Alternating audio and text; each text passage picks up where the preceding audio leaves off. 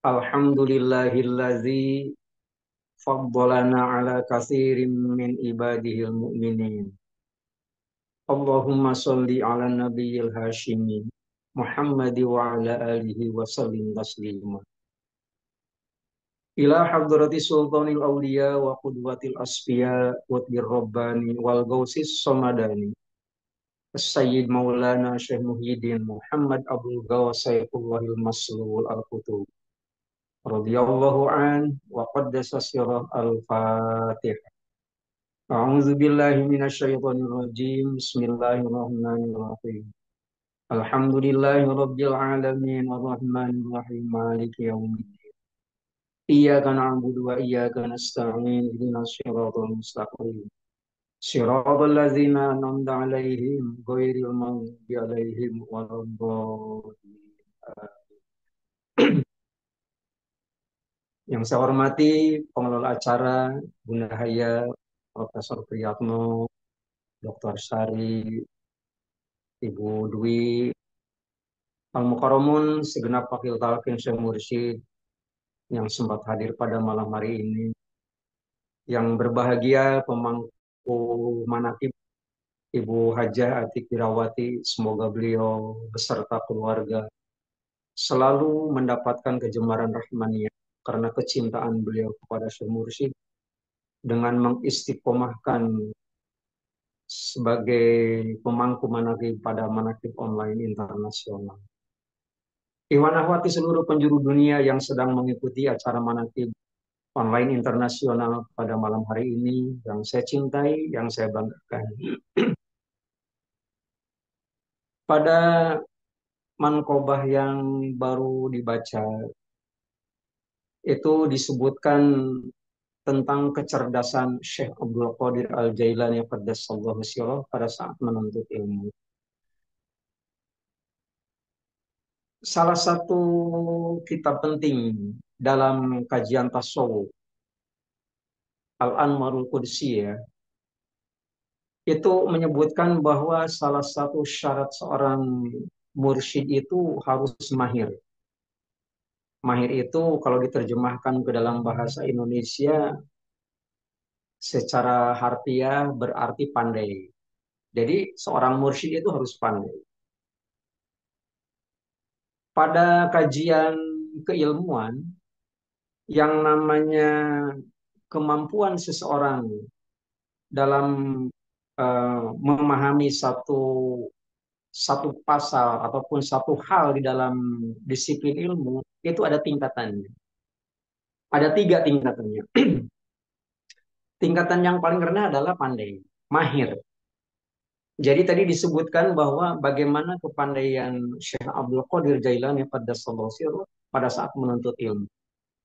Dikatakan pandai itu karena beliau menuntut ilmu dari banyak guru, begitu.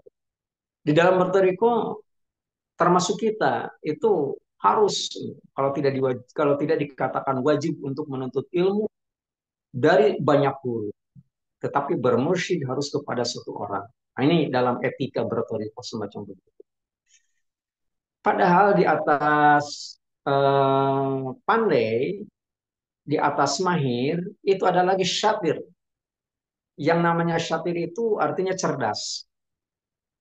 Cerdas artinya bukan hanya sekedar pandai, tapi dia lebih daripada itu. Begini, kalau di dalam melaksanakan amalia, kita dituntut, apalagi sudah keluar maklumat gitu ya, keluar maklumat beberapa hari yang lalu, bahwa untuk menghindari bagaimana besarnya ancaman dajjal dan sebagainya, kita ini sudah wajib untuk membaca kalimat thayyibah, zikir la ilaha illallah itu 825 kali dalam sehari semalam. Artinya setiap selesai sholat fardu yang 5 waktu jangan dikurangi 165. Maksudnya begitu. Meskipun barangkali untuk hal-hal kondisi tertentu ada semacam toleransi harus bagaimana. Tapi diharapkan itu tidak kurang daripada itu. Nah, itu pandai. Pandai dalam artian sesuai dengan aturan. Tetapi yang namanya syatir, cerdas, itu bukan hanya begitu. Orang apabila sudah biasa mengamalkan zikir 165, ditingkatkan menjadi 561, itu cerdas. Mengapa dikatakan cerdas? Karena di balik itu ada satu pengertian bahwa orang cerdas itu sendiri akan bisa lebih menikmati apa yang dilakukannya. Kalau sekali waktu, maaf-maaf, ini barangkali bagi kita pada waktu awal belajar zikir, setelah ditalkin zikir oleh Syekh Mursyid, mungkin perasaan kita agak terkendal, agak merasa berat dan sebagainya. Nah, sehingga kita dituntut bagaimana tajarrub miroron, latihan beberapa kali, bahasa bekennya riadoh semacam begitu. Itu sudah terbiasa menjadi 165 kali itu. Nah, apabila 165 kali sudah terbiasa, nah kita masuk ke dalam kategori mahir. Nah, tetapi orang terkadang apa ya, apabila sudah terbiasa, itu akan bisa lebih menikmati lagi. Menikmati bagaimana indahnya zikir, bagaimana nikmatnya zikir, bagaimana zikir itu sendiri bukan hanya merupakan satu kewajiban, tapi juga satu kebutuhan. Nah, itu orang itu juga sudah cerdas yang semacam begitu, gitu ya. Jadi apabila ada satu kondisi pada diri kita, ada sesuatu yang perlu diselesaikan seketika, maka jembatan yang akan yang menghubungkan antara satu masalah kita untuk sampai ke tempat yang lain bisa terselesaikan, nah itu dengan melaksanakan zikir. Orang itu sudah dikatakan sebagai syatir, sebagai cerdas. Kemudian di atas syatir, di atas cerdas itu ada lagi namanya abkori. Nah, kalau yang namanya abkori itu bukan hanya cerdas tapi jenius, gitu ya, jenius. Kalau yang namanya jenius itu sendiri, mungkin bagi seorang yang sudah ditalkin zikir, mengamalkan zikir, jumlah itu sudah tidak jadi patokan. Artinya bukan harus segitu, tidak begitu. Tapi kan meskipun apa saya katakan tidak jadi patokan itu, artinya tidak mungkin akan dikurangi dari patokan minimal. Gitu. Tetapi dia itu sendiri justru akan apa sih melakukan hal-hal lain. Begini, jadi kalau apa sih kita melaksanakan zikir la ilaha illallah sekian ratus kali, itu kan sebenarnya bukan untuk dibicarakan, bukan untuk didiskusikan, tapi untuk diamalkan. Kita bangun pada waktu malam hari untuk melaksanakan sholat-sholat nawafil, sholat-sholat sunat. Itu sudah bukan apa ya, bukan untuk dibicarakan, tapi untuk diamalkan. Nah, ini yang namanya abgor itu begitu, gitu ya. Tinggal diamalkan saja gitu. Nah, yang namanya abgor itu sendiri justru melihat apa sisi-sisi lain yang mungkin tercecer, mungkin kurang jadi perhatian kita selama ini dari bagaimana seorang mursyid itu sendiri memberikan bimbingan kepada kita.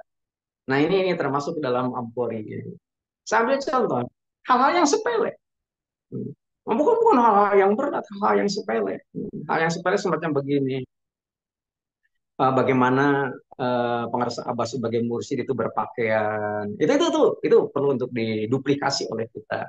Dalam artian apa? Itu namanya Robitoh yang begitu. Gitu ya.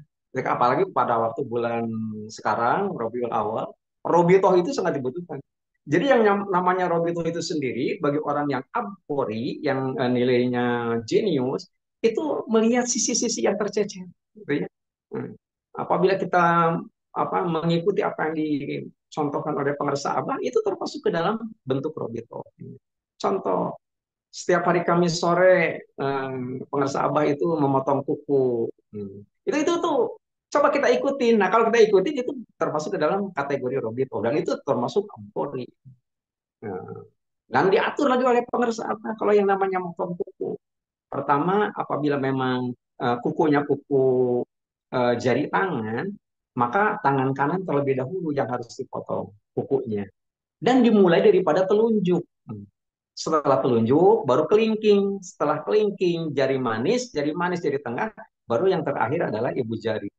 Nah, kalau bagian tangan kiri, itu yang dipotong kukunya terlebih dahulu adalah kelingkingnya. Kelingking, kemudian jari manis, jari tengah, telunjuk, baru ibu jari.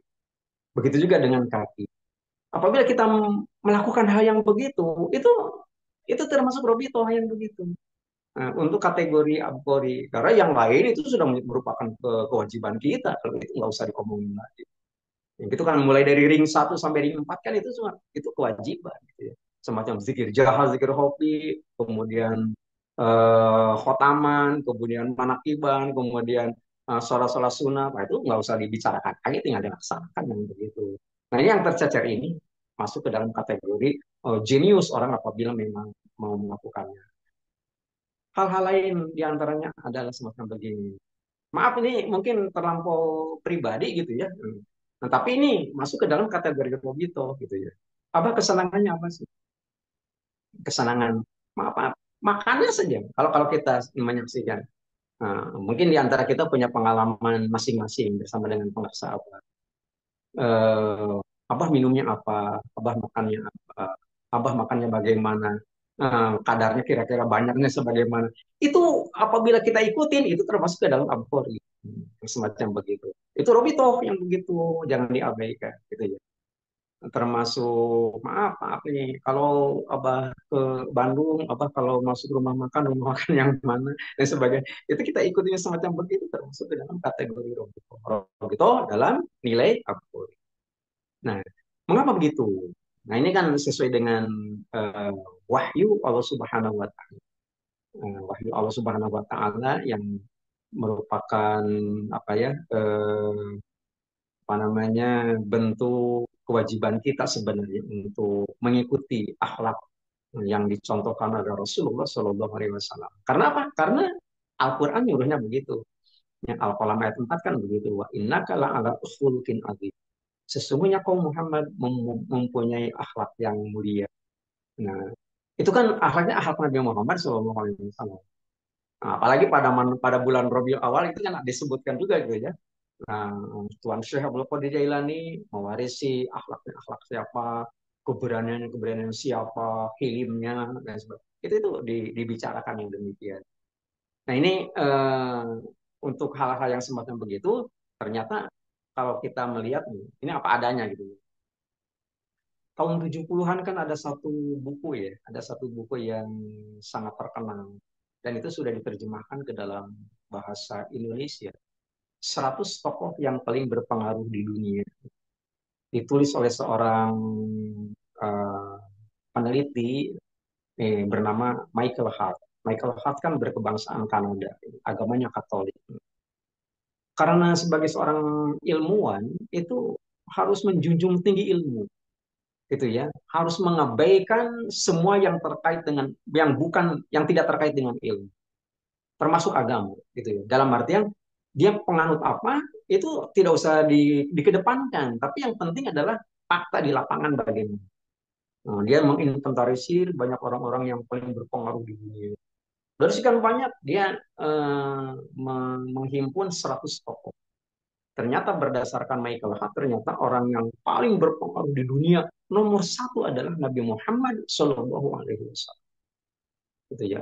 Kita bisa membayangkan gitu ya. Nabi Muhammad ditetapkan oleh seorang ilmuwan itu sebagai tokoh yang paling berpengaruh di dunia. Gitu ya. Ini tidak sembarangan. Gitu ya. Tidak kalau kalau berdasarkan apa? Berdasarkan Al-Qur'an, berdasarkan kajian-kajian keislaman mungkin nggak terlalu aneh. Nah, sementara nomor 2 itu diduduki oleh Isaac Newton, penemu penemu sinar. Dan Nabi Isa itu pada urutan yang ketiga, pada buku itu. Uh, Michael Hart itu ternyata memberikan alasan. Mengapa Nabi Muhammad SAW itu ditetapkan sebagai orang yang paling berpengaruh di dunia nomor satu, gitu ya? Ternyata alasannya sederhana.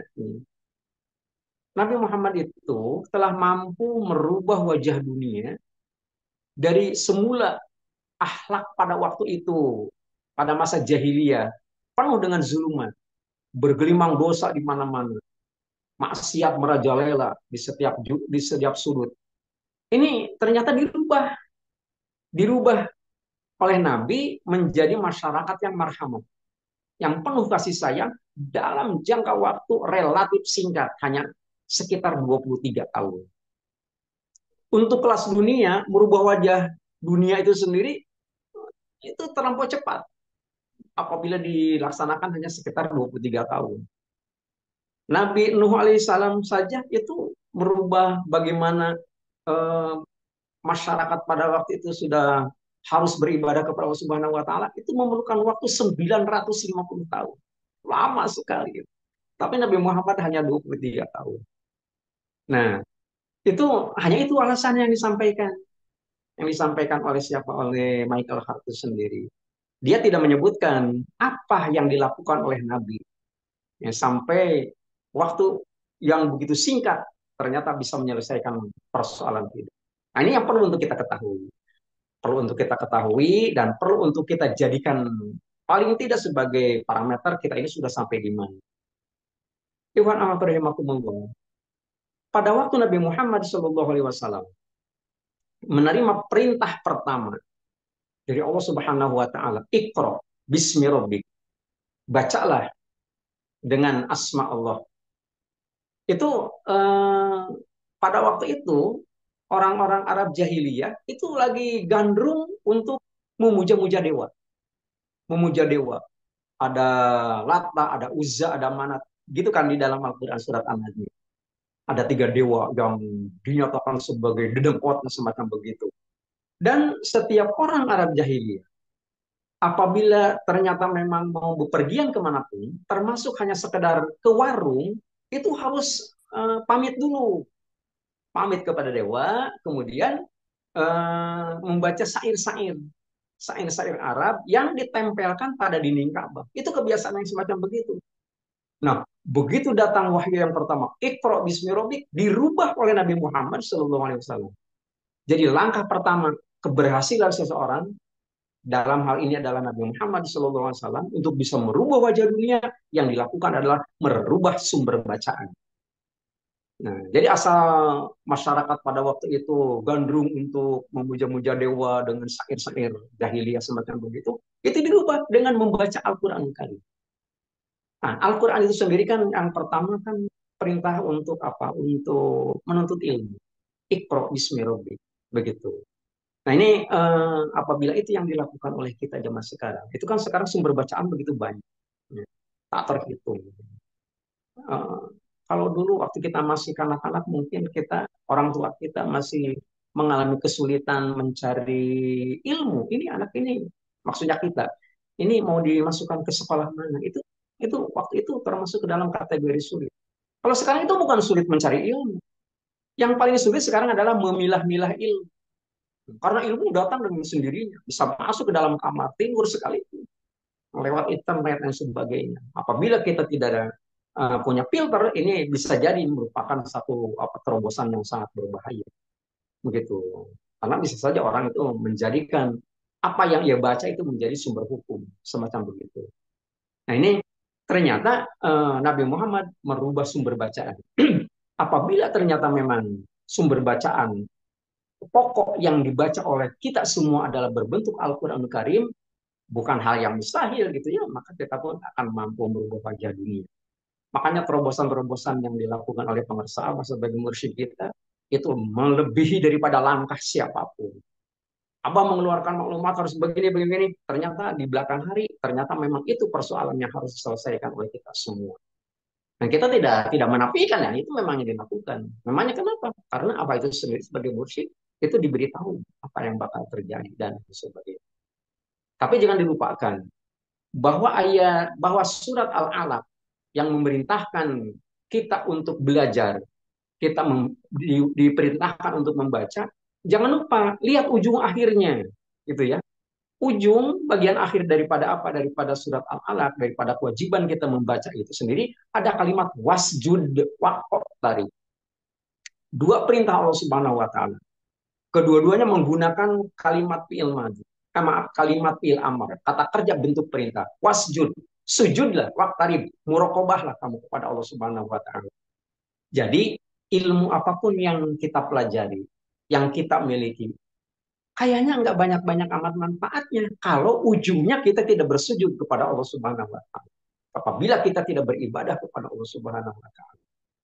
Nah ini yang dijadikan patokan bagi kita, mengapa yang mulia penguasa Abah bukan hanya sebagai mahir, tapi syatir, tapi juga sebagai abori, gitu ya. Begitu piawai bagaimana mengarahkan murid-muridnya, mengarahkan kita semua untuk melakukan hal-hal yang terbaik. Dengan cara demikian, maka kita pun sebenarnya akan masuk ke dalam golongan orang-orang yang diharapkan akan tetap mampu bersujud dan muraqabah kepada Allah Subhanahu wa taala. Kalau sujud mungkin dikatakan sebagai apa ya? eh, Salah satu tantangan Nabi pada waktu itu.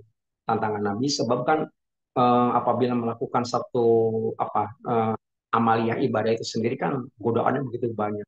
Banyak yang nggak suka. Yang nggak suka bisa jadi datang daripada keluarga kita gitu ya. Waktu itu kan yang tidak senang kepada Nabi Muhammad SAW adalah Abu Jahal. Sampai-sampai Abu Jahal kan sesumbar. Abu Jahal sesumbar kepada CS-nya gitu ya. Dia nanya, Abu Jahal nanya kepada siapa? Kepada teman-temannya. Kalian masih melihat Muhammad masih menempelkan dahi pada tanah, maksudnya sujud begini. Dijawab oleh teman-temannya, ya aku masih melihat begitu. Kemudian dia sesumbar. Demi Lata dan Uzza, apabila dia masih melakukan yang demikian, akan aku injak lehernya dan aku benamkan ke dalam tanah. Itu kata Abu Jahal karena ketidaksukaannya kepada Nabi. Karena merasa tersaingi dengan ajaran Nabi Muhammad SAW. Semacam itu. Nah, sekali waktu ternyata memang skenario indah daripada Allah Subhanahu Wa Taala, Abu Jahal dan CS-nya itu di apa dibuat uh, melihat Nabi sedang melaksanakan sujud pada waktu itu. Ini dikomporin gitu ya. Ayo injak leher Nabi. Tapi ternyata Abu Jahal itu nggak bisa, nggak mampu. Dia gemeteran, wajahnya pucat. Nah, kemudian begitu ditanya oleh teman-teman, mengapa kamu begitu? Katanya kamu ingin menginjak leher Muhammad. Bukan di depan Muhammad itu ada apa? Ada parit yang terbuat daripada api. Dan di situ banyak makhluk-makhluk lain, makhluk-makhluk lain yang berterbangan, bersayap dan sebagainya. Aku benar-benar nggak mampu. Makanya dia mengundurkan mundur. Para sahabat minta konfirmasi kepada Nabi. Memangnya ada apa ya Rasul? Enggak, satu langkah saja Abu Jahal mau menyerang aku, dia akan terbakar. Namanya kenapa? Ternyata memang setiap orang melaksanakan ibadah, apalagi dilengkapi dengan ilmu pengetahuan, ikro, dan diakhiri dengan wasjud, bersujud kepada Allah Subhanahu wa taala, maka dia akan dilindungi, akan diproteksi oleh junudun lam taroka, oleh malaikat-malaikat yang tidak terlihat secara kasat. Begitu. Apabila itu yang dilakukan oleh kita, dan itu dicontohkan oleh para sahabat, bukan hal mustahil. Kita kemanapun dan dimanapun. Selama istiqomah di dalam melaksanakan amalia, selama itu pula kita pun akan dilindungi oleh Allah Subhanahu. Demikian, meskipun tidak terlampau sistematis, mudah-mudahan bermanfaat bagi kita. Paling tidak kita bisa tahu apa yang harus kita lakukan dan apa yang harus tidak kita lakukan agar hari ini bisa lebih baik daripada kemarin. Mengamini doa paten pengarsa Abah sebagai mursyid kita, Allah berkahi semuanya, Allah berkahi segalanya, Allah berkahi selamanya dengan karomah guru agung yang mulia pengarsa Abah Kawas radhiyallahu an wa qaddasa sirah al-Fatihah. A'udzubillahi minasyaitonirrajim. Bismillahirrahmanirrahim. Alhamdulillahirabbil alamin arrahmanir rahim maliki yaumiddin. Iyyaka na'budu wa Iya, iyyaka nasta'in shiratal mustaqim. Shiratal ladzina siap. an'amta 'alaihim ghairil maghdubi 'alaihim waladdallin.